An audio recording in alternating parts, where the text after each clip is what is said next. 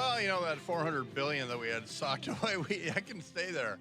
Apparently, the Supreme Court has rejected the Biden administration's plan to wipe away 400 billion, and that's billion with a 400. And student loans sharply divided. Supreme Court ruled a few minutes ago that the Biden administration overstepped its authority and tried to cancel or reduce student loans for millions of Americans, as many said it did with that eviction moratorium as well.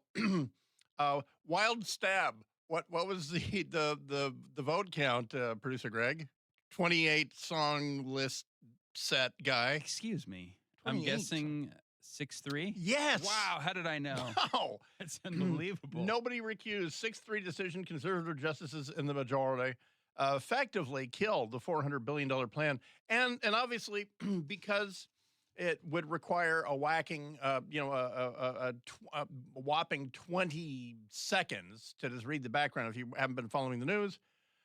And since no one's going to do that, and I mean, I maintain when they do things like the eviction moratorium, bang, it's going to be struck down. There's no standing for the president to do that.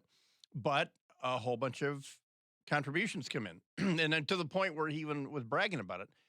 The White House they wrote this statement months ago. They knew this was going to be struck down, but they also knew, look, we're fighting for the young people. We're trying to get you a leg up. While the rest of us who had to pay back our student loans were looking in bemusement. And so they anticipated this.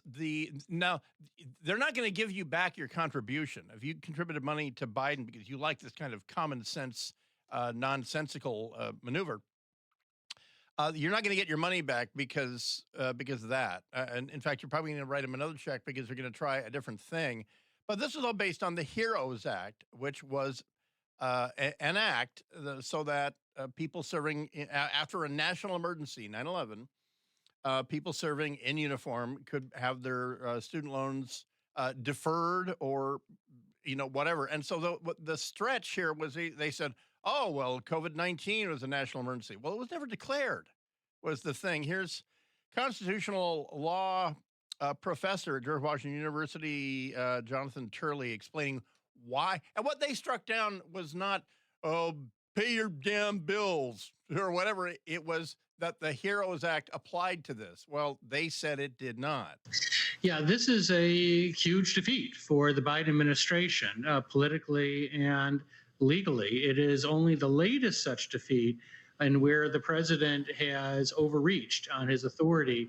Previously, the president argued that he could use the CDC as the basis for the eviction moratorium during the pandemic, even though many of us said that he clearly lacked that authority. He went ahead and did it anyway. In fact, he admitted that by the time the courts might strike down his efforts, he could get a lot of money out the door. No. Well, that's a level of contempt that does not sit well with the courts. In this case, you had the HEROES Act, which is just a few pages long, was clearly designed to help people who were serving abroad in military conflicts so that they didn't have to worry about their college tuition payments. The use of the HEROES Act for this massive loan forgiveness program was absurd.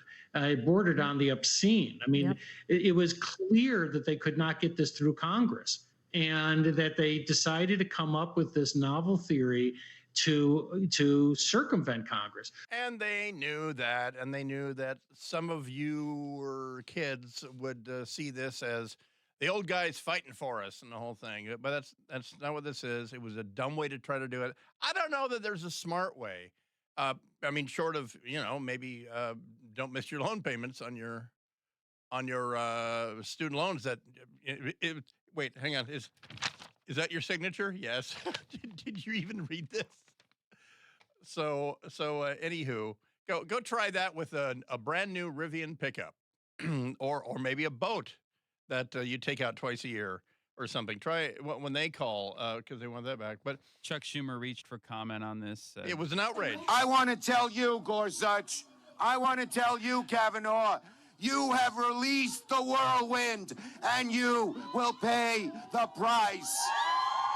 There he is, the New York Wait. Kraken. That was May 2020, but I'm sure the sentiments still ring true to this day. Yep, For the Senate Majority Leader. Some Kraken tear your ship apart. Some Kraken just throw spittle into a megaphone. And he's the second. He is the latter and not the former.